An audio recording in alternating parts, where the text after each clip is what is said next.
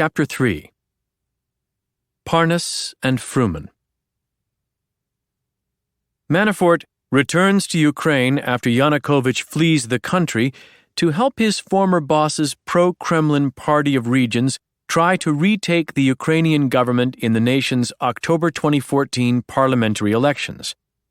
In the lead-up to the elections, a picture appears on social media depicting Donald Trump alongside a Florida businessman, Lev Parnas, who was born in the 1970s in what is now Ukraine.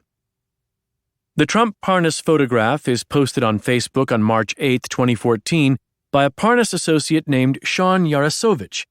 The post appears 2 days after the first Crimea-related sanctions against Russia are leveled by the Obama administration and reappears on April 2nd, 2 weeks after the joint Kremlin-Crimean declaration of annexation.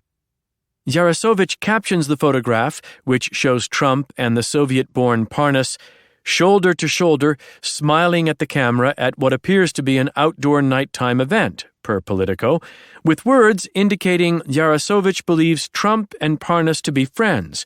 The big homies, for real though. Both Trump and Parnas are dressed in business casual attire in the picture. Parnas wears a royal blue collared shirt and Trump wears a sport coat. Yarosovich implies in a March 14, 2014 social media post that Lev is a friend of his who can help him meet the Donald, and soon. An analysis of Yarosovich's Facebook account by Politico concludes that Yarosovich and Parnas are business partners, and though the nature of their business is unclear, it appears to be both lucrative and involve foreign investments, possibly gold, oil, and rough diamonds via Yarosovich's company Gabriel and Yaros Holdings, which negotiates and closes deals in those three markets. In October 2019, CNN reveals that the March 7, 2014 Trump-Parnas photograph posted by Yarosovich on social media the following day was taken in Florida at a Trump National Doral golf tournament connected to an Ivanka Trump-hosted fashion show. Notably, a jewelry company Ivanka co-owned at the time, Madison Avenue Diamonds, doing business as Ivanka Trump Fine Jewelry, dealt, just like Yarosovich's Gabriel and Yaros Holdings, in gold and diamonds. The company was also allegedly part of a 2017 scheme to cover a $100 million debt owed by an Emirati oil trading family to the commercial bank to Dubai. While Ivanka has not been charged with any wrongdoing in the Ivanka Trump Fine Jewelry case, her former business partner has been sued by the Department of Justice, DOJ.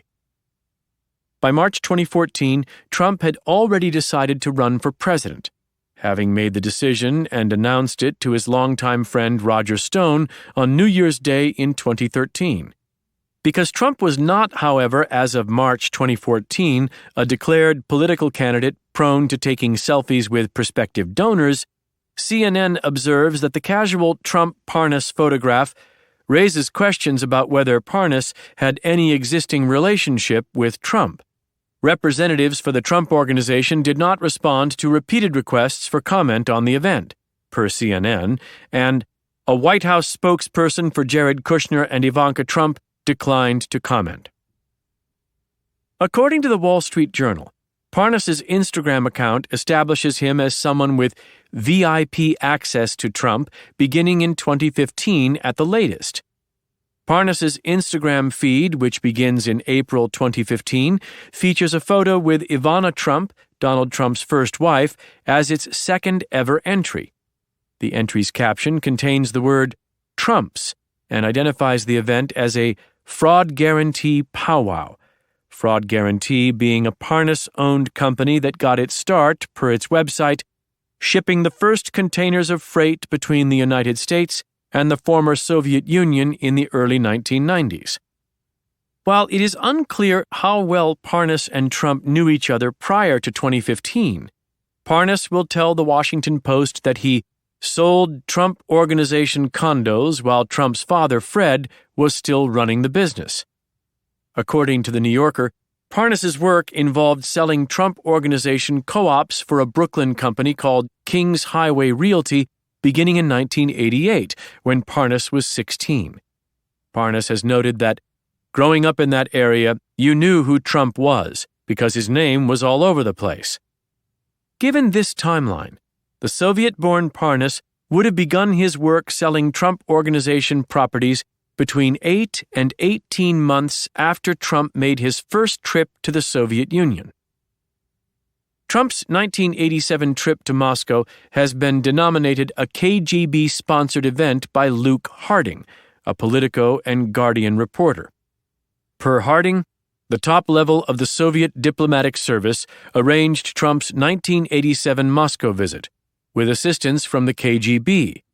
The trip took place while head of the first Chief Directorate of Foreign Intelligence for the KGB, General Vladimir Alexandrovich Khrushchev, was seeking to improve the KGB's operational techniques in one particular and sensitive area. The spy chief wanted KGB staff abroad to recruit more Americans. Even after Parnas moves in 1995 from New York City, the site of Trump's primary residence, to Florida, the site of Trump's secondary residence, he remains uncommonly focused on the Trump Organization, always staying at Trump properties whenever he returns to New York. During these years, Parnas will later say, he bumped into Trump plenty of times at social events in the city. Per a 2019 New Yorker feature on Parnas's go-to hotel when staying in New York has long been Trump International Hotel and Tower, a building less than a mile from Trump's personal residence in Trump Tower. While Parnas does not quantify for The New Yorker the number of bump-ins he had with Trump prior to Yarosovich posting a picture of the two men on Facebook in March 2014, CNN uncovers 8 encounters between the two Florida businessmen between 2014 and 2019. Per CNN, photos and videos splashed across the internet paint a far more casual and familiar relationship between Parnas and Trump than the president has let on, including inauguration galas, an intimate dinner, and a White House party. When Trump announces his candidacy for president in mid-June 2015, Parnas's son Aaron tells his father that one of your friends is running for president. Indeed, Parnas and his son are close enough to the Trumps that shortly after Trump launches his campaign, Aaron Parnas calls the Trump campaign to get passes to a Florida rally for the new GOP candidate. In short order, Lev Parnas will tell The New Yorker, he becomes a regular at Trump's rallies and other campaign gatherings, as well as a donor and fundraiser for Trump. His Instagram account includes an October 2015 photo of him, Aaron, and Trump. Another photo, taken the same month, again places Parnas and his son with Trump at a Trump campaign event, though this time the photo is accompanied by a video of Trump speaking just a few feet from the camera. After the October 2015 post, Parnas's Instagram account shows no entries for the next 3 years. It is unclear if any intervening posts were deleted or if Parnas simply declined to use Instagram in the interim. The Wall Street Journal notes that Instagram entries by Parnas appear in 2018, just as he and Igor Fruman begin making allegedly fraudulent donations to Republican candidates and groups. Parnas describes his own family, the Trumps, and other significant Trump donors as being one big family in the early days of the Trump campaign. In particular, Parnas becomes close to Tommy Hicks Jr., a Texas investor close to Donald Trump Jr., who by 2019 is co-chair of the Republican National Committee, RNC. Aaron Parnas volunteers in 2016 to work for the Trump campaign in Florida, a critical battleground state. The elder Parnas tells The Washington Post that alongside the fundraising he did for Trump during the campaign, he also became very good friends with Trump campaign advisor Rudy Giuliani.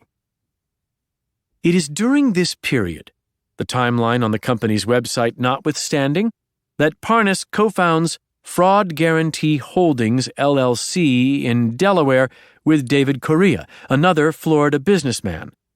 In 2019, Correa will become Parnas's federal co-defendant. Correa, a former professional golfer, reportedly worked with Parnas and Fruman while they attempted to collect documents that they said showed corruption by former Vice President Joe Biden. CNN reports that Korea traveled to Ukraine with Parnas and Fruman in 2018 in order to make the effort to find dirt on Biden pay off in lucrative business deals, particularly a deal to sell American liquefied natural gas, LNG, to Ukraine through a pipeline in Poland. The pending federal indictments against Korea include allegations that he was involved in an effort to lobby for a marijuana business that was secretly backed by a Russian businessman, Andrei Kukushkin. Korea also offered a job to a member of Trump's pre-election National Security Advisory Committee, Walid Faris, and used Faris, per CNN, to help set up a meeting in the summer of 2018 with Uqba Haftar, the son of renegade Libyan General Khalifa Haftar. Haftar was originally intended to be one of the founding members of the multinational pre-election Grand Bargain, involving covert foreign assistance to the Trump presidential campaign, discussed at great length in Proof of Conspiracy. Korea was also a regular attendee at the pro-Trump salon convened by Giuliani in 2019 in the BLT Prime restaurant at the Trump International Hotel in D.C. According to CNN, the former athlete attended numerous Trump events both pre-election and post-election and has been photographed with the president at least twice. In the summer of 2019, Korea spent over a week with Dmitry Firtash in Vienna, returning to Florida in mid-August, intent on finding someone who would sell liquefied natural gas to Firtash and considering seeking such a seller in Qatar, one of the nations alleged to have illegally funded Trump's inauguration. By fall 2019, Korea was in the UAE, a founding member of the Grand Bargain, to, he told close friends, close a deal with Firtash. CNN reports that on April 1, 2019, Korea texted a friend, "It's starting," enclosing with the text a link to a just-published column by John Solomon of The Hill entitled Joe Biden's 2020 Ukrainian Nightmare. Parnas doesn't merely become close with Trump advisors and donors during the presidential campaign, but is also regularly in contact with the candidate himself.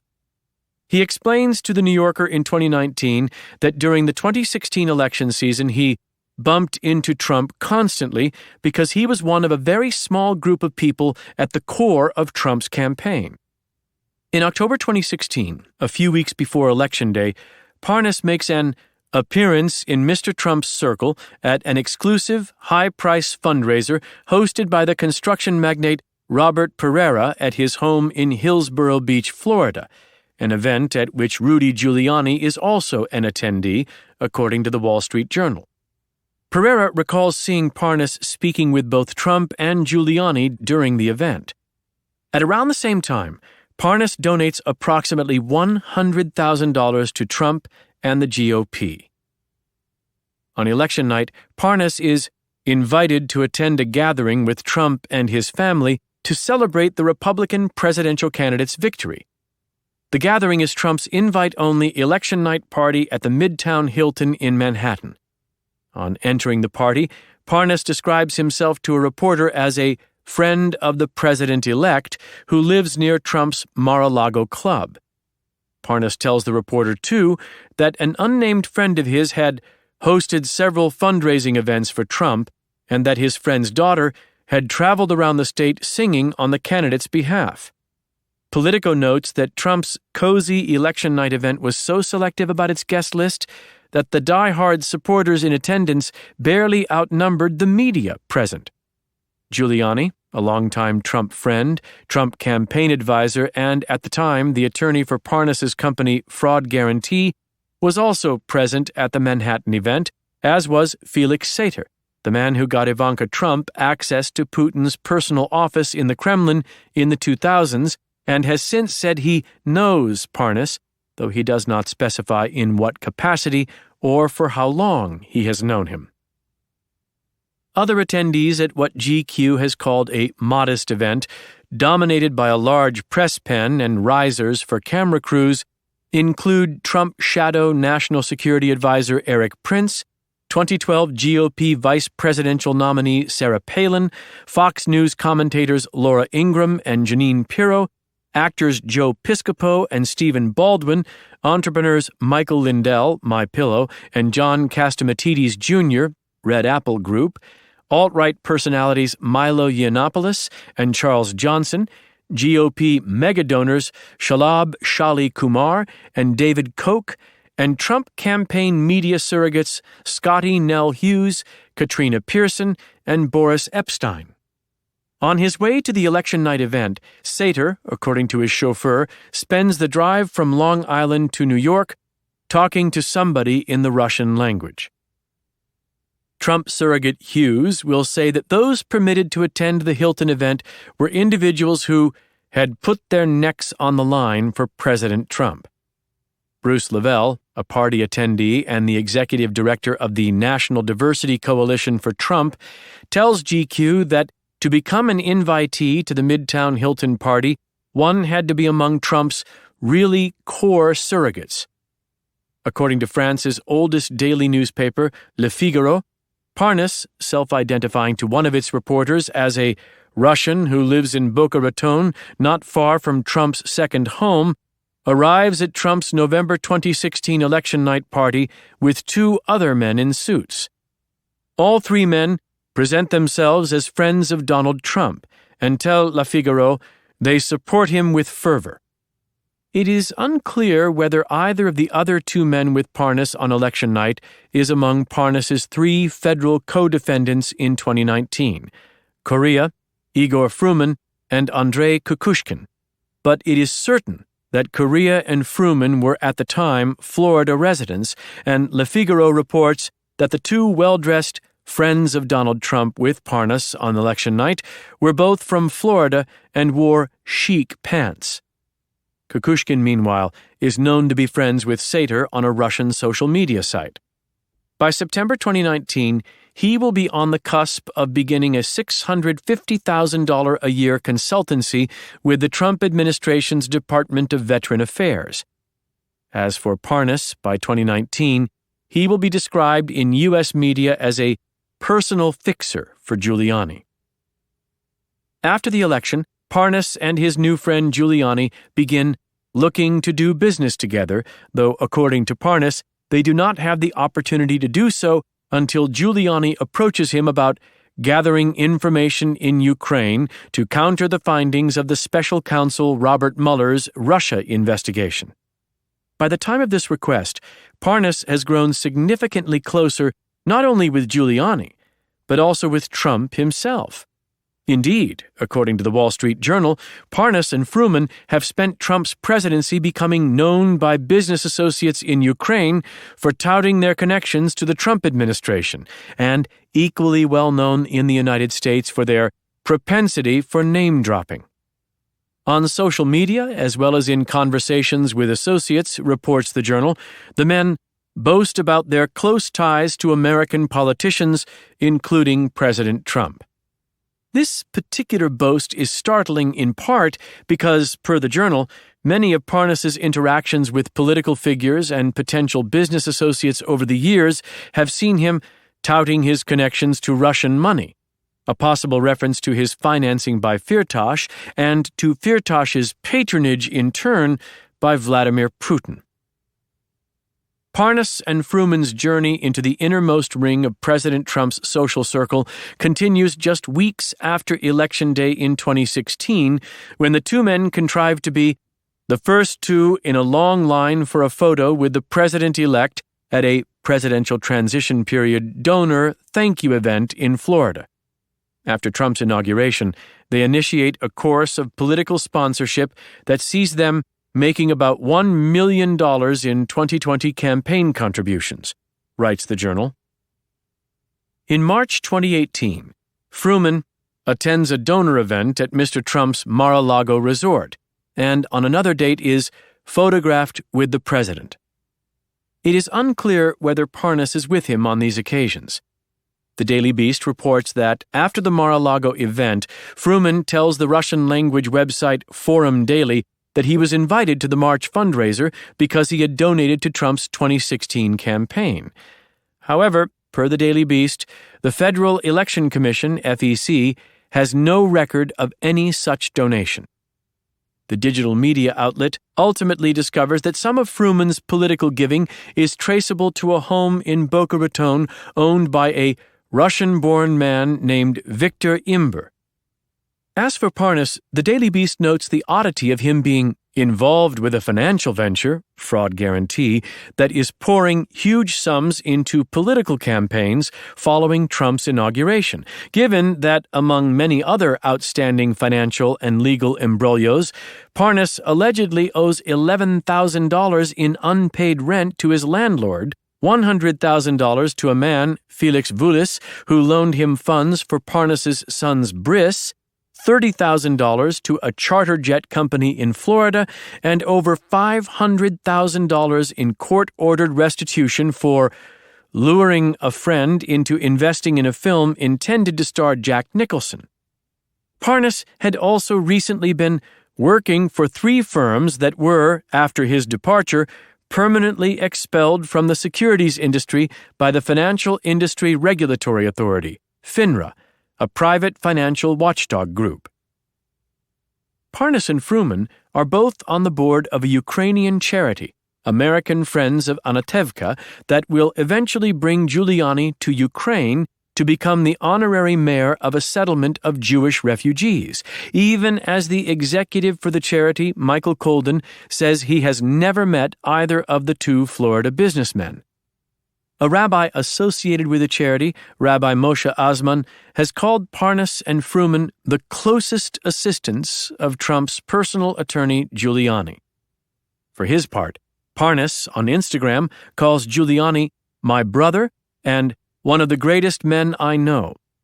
According to the Wall Street Journal, Parnas's Instagram features frequent Parnas-Giuliani stops at Trump properties around the United States, as well as pre-election trips to battleground states and multiple trips to Europe.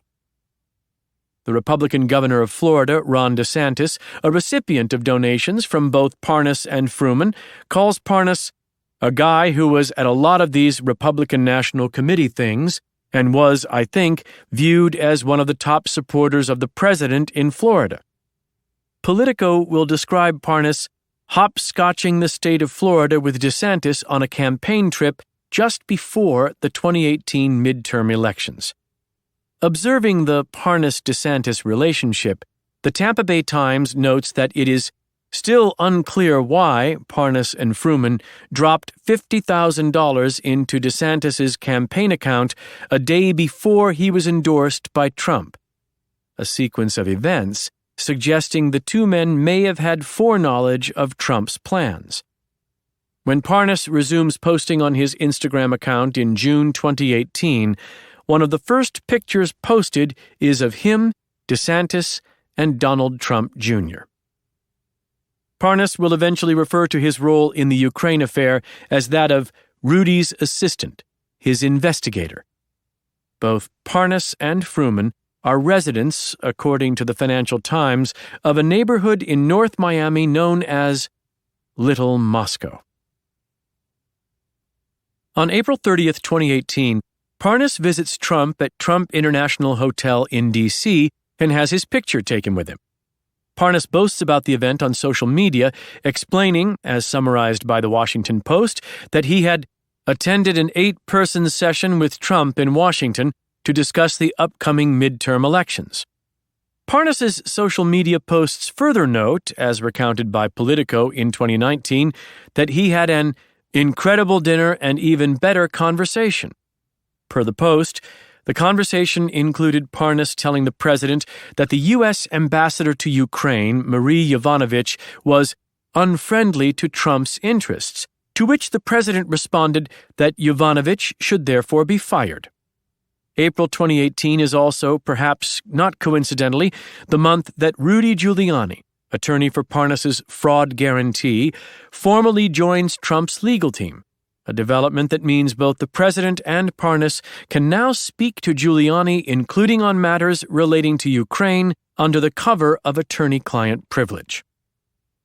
Less than 3 weeks later, on May 21, 2018, Parnas posts a picture of himself, Fruman, Donald Trump Jr., and Trump Jr.'s friend and Republican fundraiser Tommy Hicks Jr.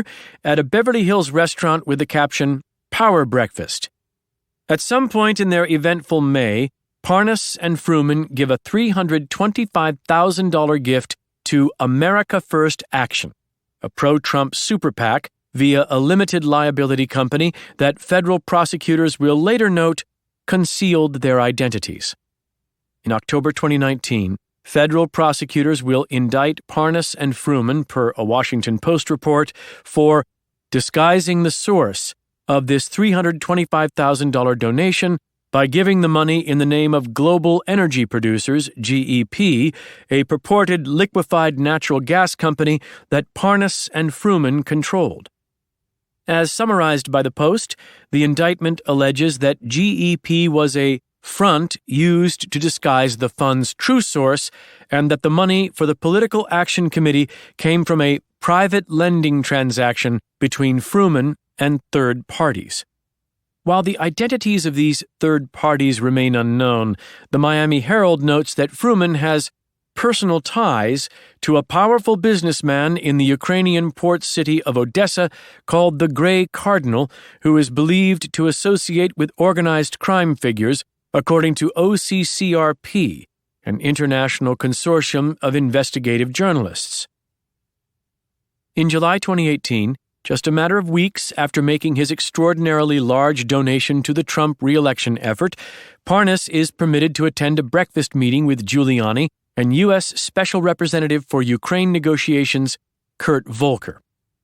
Volker, per his October 2019 testimony to Congress, had been asked in spring 2017 by Secretary of State Rex Tillerson to serve as Trump's special representative for Ukraine negotiations, in part to help answer two key questions stemming from Russia's interference in the 2016 presidential election and Russia's conduct in the Russia-Ukraine war.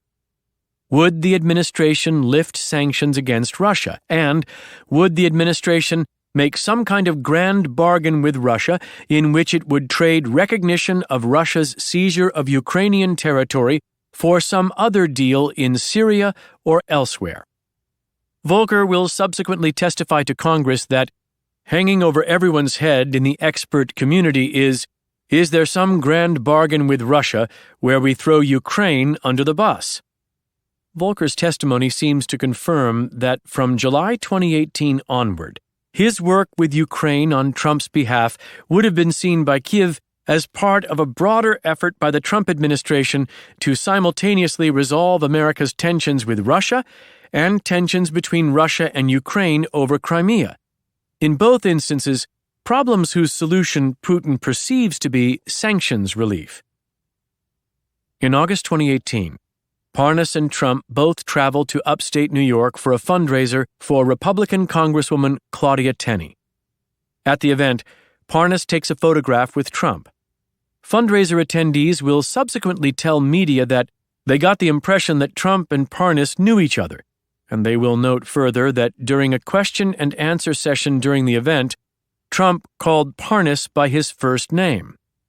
After the event, Trump sends Parnas a personal note that thanks Parnas for his friendship.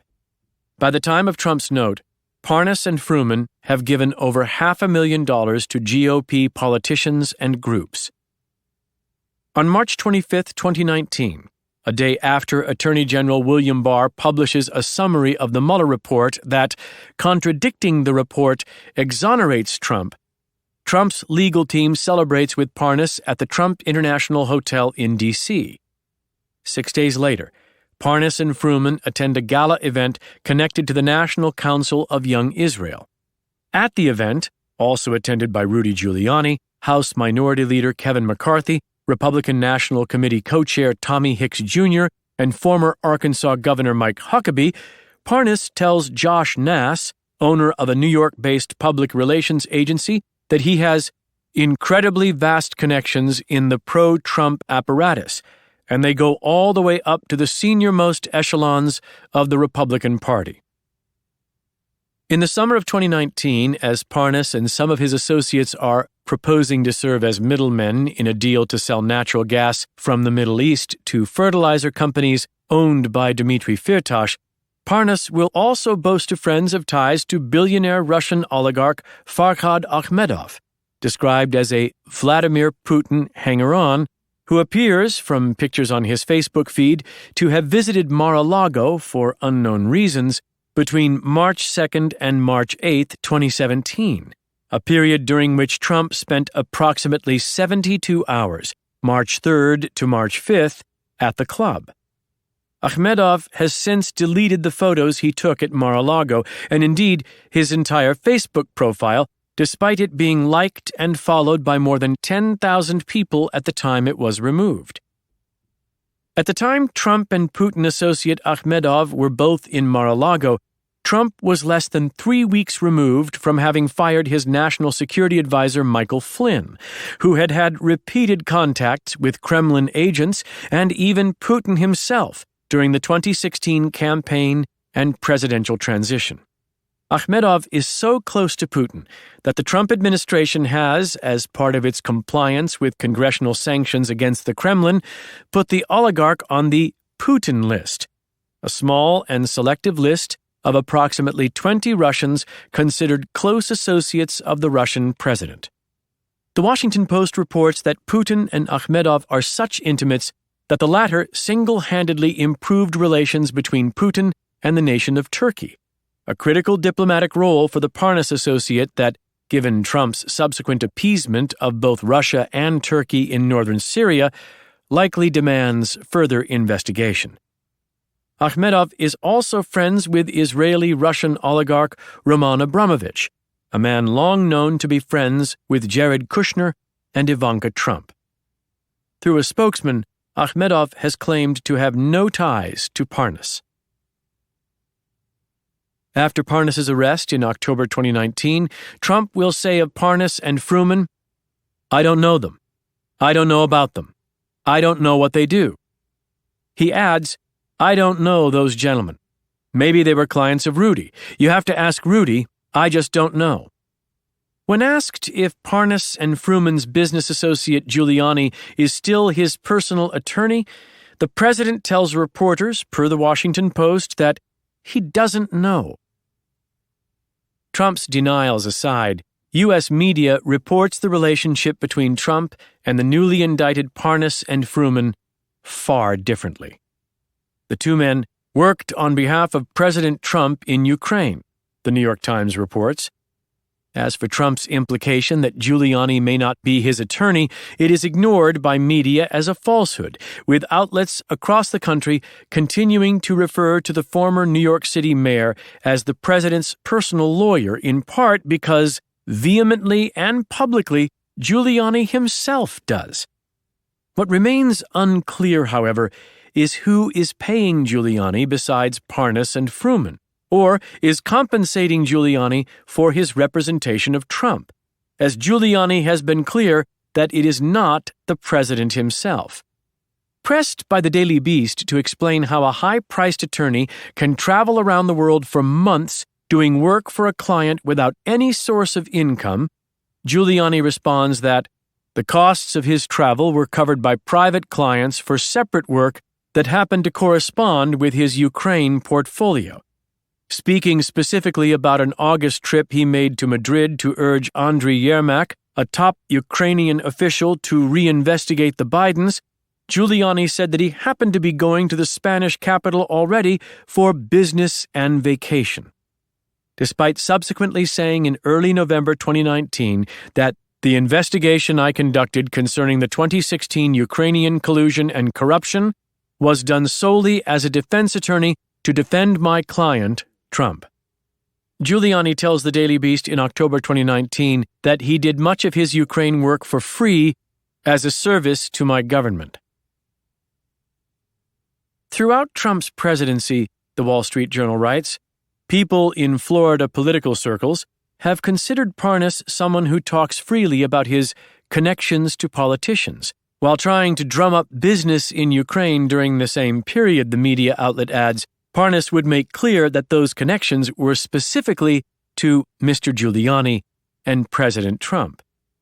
Indeed, according to an October 2019 letter written in Comic Sans font sent to the House Permanent Select Committee on Intelligence by the attorney for both Parnas and Fruman at the time, John Dowd, the same attorney who represented President Trump during the period in 2018 when Trump and Giuliani were meeting with Parnas and Fruman, the latter two men in fact worked as part of Trump's legal team from late 2018 onward.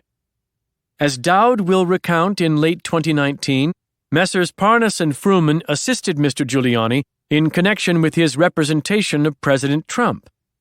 During the period Parnas and Fruman were working with Trump's legal team, Dowd recounts, they were also working with two other key members of Trump's legal advisory corps, Joseph DeGeneva and Victoria Tensing. In December 2018, Giuliani invites Parnas to attend the funeral of former President George H.W. Bush with him. The next day, Parnas and Fruman are photographed with President Trump, Vice President Pence, and Rudy Giuliani at a Hanukkah party at the White House. CNN reports that, at one point during the party that night, Parnas and Fruman slipped out of a large reception room packed with hundreds of Trump donors to have a private meeting with the president and Giuliani. The secret meeting at the White House, which comes as Parnas is assisting Giuliani and Representative Devin Nunes in making contacts with Ukrainian officials, is, per CNN, further indication that Trump knew Parnas and Fruman, despite Trump publicly stating that he did not on the day after the two men were arrested at Dulles International Airport in October 2019. During the December 2018 meeting, according to Parnas, not only did the president discuss Ukraine, but Trump tasked him and Fruman with a secret mission, one whose aim, CNN reports of Parnas's account, was to pressure the Ukrainian government to investigate Joe Biden and his son Hunter. Parnas contemporaneously relayed this news to multiple compatriots to whom he explained that Trump had put him on a James Bond international intelligence mission. From this White House meeting onward, says Parnas's now attorney Joseph Bondi, Parnas considered himself an agent of the President of the United States. Mr. Parnas at all times believed that he was acting only on behalf of the President, Bondi will tell media following Parnas's October 2019 indictment, as directed by the President's personal attorney, Rudy Giuliani. Parnas's claim is bolstered by the fact that he was loquacious about his new role and new principle at the time. According to a former federal prosecutor with numerous high-level clients in Ukraine who speaks to CNN, Parnas told everyone in Ukraine about the White House meeting. He was adamant he was their guy, that they, Trump and Giuliani, chose him to be their ambassador in Ukraine. 2 months later, in February 2019, Parnas meets with Ukrainian President Petro Poroshenko to make good on his role as Trump's personal envoy to Ukraine, extending Poroshenko an invitation for a state dinner at the White House, CNN reports, but only if Poroshenko would commit to publicly opening investigations into the Bidens in Ukraine. An October 2019 BuzzFeed News investigative report offers a glimpse inside Parnas and Fruman's long partnership with Giuliani. Per the digital media outlet, during the course of the trio's cooperation, the money kept flowing to Parnas and Fruman without cease.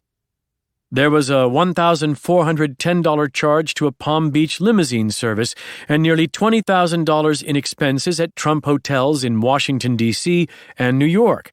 There were bills running to hundreds of dollars at exclusive restaurants such as Novikov in London and BLT Prime in the Trump International Hotel in Washington. During one of Parnas's many trips to the Ukrainian capital of Kyiv, there was a $657 charge at Tootsie, the popular strip club in the heart of the city. At the same time that Parnas was facing court judgments for hundreds of thousands in personal debts, the 47-year-old political operative was traveling like a freewheeling CEO as he met with Ukrainian prosecutors and other officials.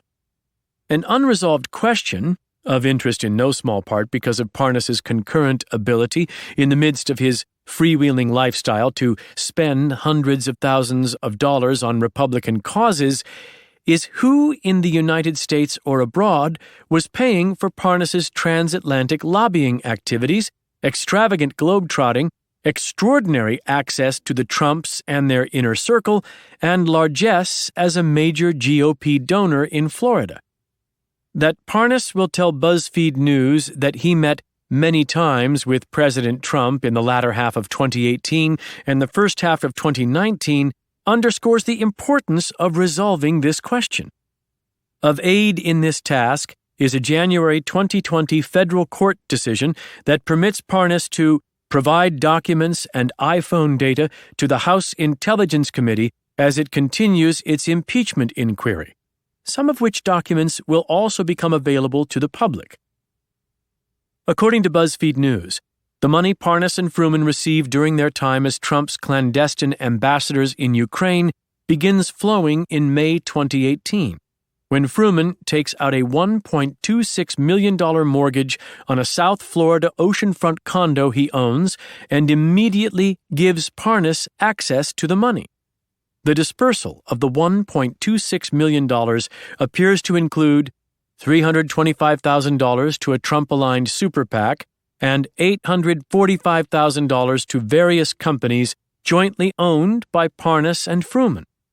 That this leaves well less than $100,000 for Parnas to spend on himself between May 2018 and mid-2019, a figure inconsistent with the struggling businessman's exorbitant expenditures over the same period, suggests other sources of income. BuzzFeed News reports, for instance, on a 3-week stretch in July 2019 in which Parnas spent a minimum of $25,000 on food, drink, and hotels during a whirlwind 4-city international tour. Cash withdrawals on a single Parnas bank card totaled almost $42,000 in 2018, the digital media outlet finds. Between July 2018 and April 2019, Parnas and Fruman spend a minimum of $203,000 on either themselves, their businesses, or their efforts to track down dirt on Joe Biden and undermine Ukrainian investigations of Paul Manafort. In November 2019, some of the mystery surrounding the financing of Parnas's lifestyle is resolved when CNN reports that one of Parnas's secret patrons during the course of his work for Trump and Giuliani was none other than Dmitry Firtash, who had begun lavishing Parnas with a windfall of money by summer 2019 at the latest.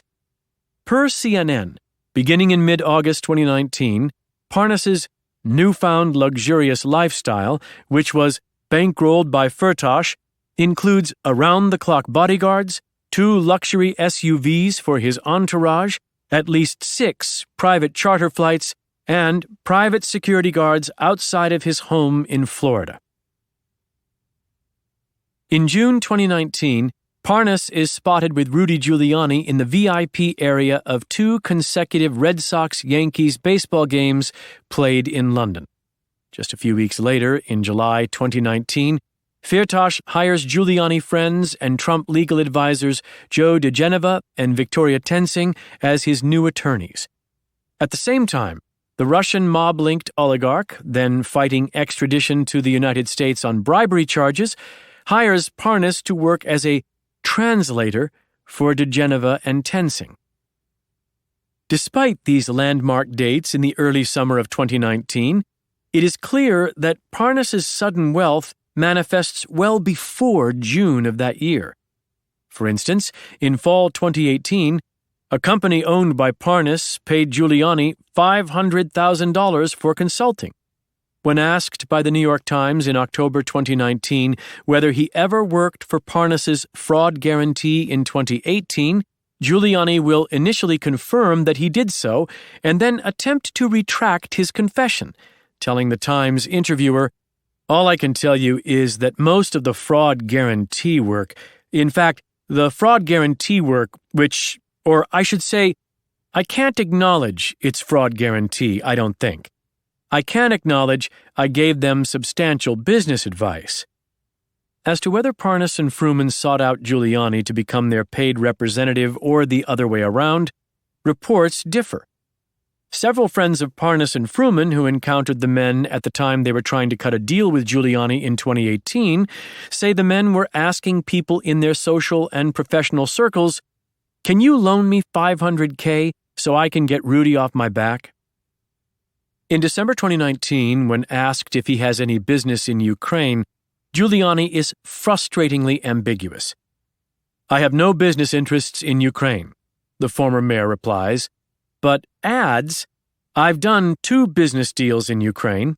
I've sought 4 or 5 others."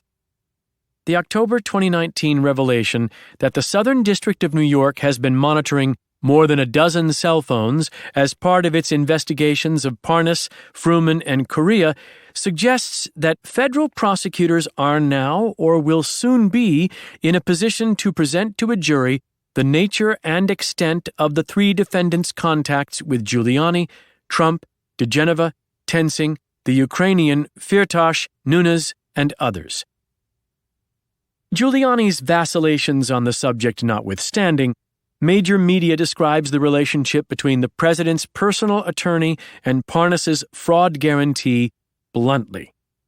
Giuliani worked with Mr. Parnas's company, Fraud Guarantee, the New York Times reports in October 2019, adding that the fraud prevention and mitigation company retained Mr. Giuliani. Giuliani's business and political associations with Parnas notwithstanding, Trump's personal attorney has expressed views on the Ukrainian American's patron, Firtash, that can fairly be termed scathing. In March 2019, he tells The Hill that Firtash is considered to be one of the close associates of Semyon Mogilevich, who is the head of Russian organized crime, who is Putin's best friend. Firtash is considered to be one of the high-level Russian organized crime members or associates.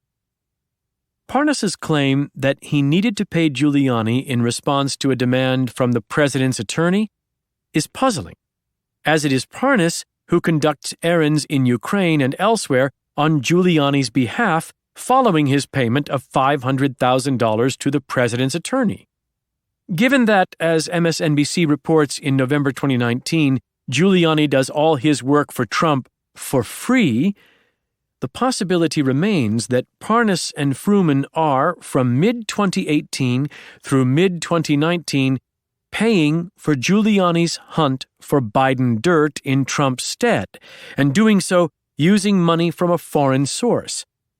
Such payments, if made, would constitute an illegal campaign contribution, and, if followed by official acts from the president that benefit Parnas, Fruman, or any foreign source of the duo's significant income and political donations, bribery. MSNBC notes, in circumscribing the unusual pecuniary relationship between Trump and Giuliani, that in the late 1990s, a federal ethics watchdog informed President Clinton that receiving pro bono legal work was impermissible. As for whether Parnas and Fruman would be willing to risk receiving illicit monies from Firtash to pay Giuliani or to indirectly but illegally benefit Trump by paying Giuliani on Trump's behalf, a stunning development in December 2019 complicates the question still further. It is revealed that in September 2019, just a month before his arrest by federal law enforcement, Parnas had received $1 million from a Russian bank account later confirmed to belong to Firtash. Federal prosecutors do not disclose whether Firtash was also the source of the funds for Parnas's political donations to curry favor with state and federal officials. Funds whose illegal funneling into the United States is the subject of both Parnas's and Fruman's indictments.